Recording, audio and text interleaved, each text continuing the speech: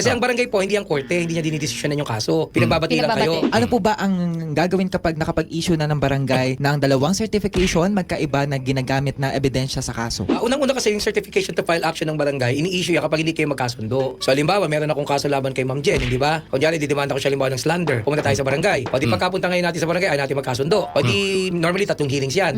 Kasi ang barangay po, hindi ang korte, hindi niya dinidesisyonan yung kaso. Pinagbabati lang kayo. Kasi madalas narinig ko yan, pinabarangay na kita, takot ka naman. Ayaw kong pagkatapos sa barangay. Wala akong bilang yon. Ang gagawin ng barangay pagkakasundo kayo. Normally 3 hearings, hindi kayo nagkasundo. Mag-i-issue na tinatawag na certificate to file action. Yung certificate to file action, kailangan i-attach mo doon sa kaso isasampa mo. Kung hindi, madidismiss yun. Pero yung certificate to file action, pagpunta sa barangay, ginagawa lang yan sa mga ganitong kadahilanan. Halimbawa, una-una magkabarangay kayo. O kaya kung hindi naman kayo magkabarangay, yung barangay ninyo magkadikit. Pwede yun. Pangalawa, yung kaso normally maliliit na kaso lang. Kung criminal case, yung kulong hindi lalampas ng 1 taon. At sa mga civil cases, kinakailangan pumunta kayo sa barangay. So kung ididemanda mo siya ng murder, homicide, hindi mo kailangan pumunta ng barangay, didiretso ka na. So ganito ngayon yan ang problema na issue ng certificate to file action. Kunyaring ebidensyang ginamit ko noon yung text ni X. Nagreklamo ko sa barangay. Tapos nag-issue ng certificate to file action, ginamit ko ng ebidensya yung text halimbawa ni Y and Z. Pwede ba yun? Pwede yun. Kasi yung ebidensya kasi paano kung nakuha mo lang yung ebidensya after the case, pwede naman. And besides, hindi nga ho korte ang barangay. Pinagbabati lang kayo. Ayan. Oo, so hindi importante sa barangay masyadong ebidensya.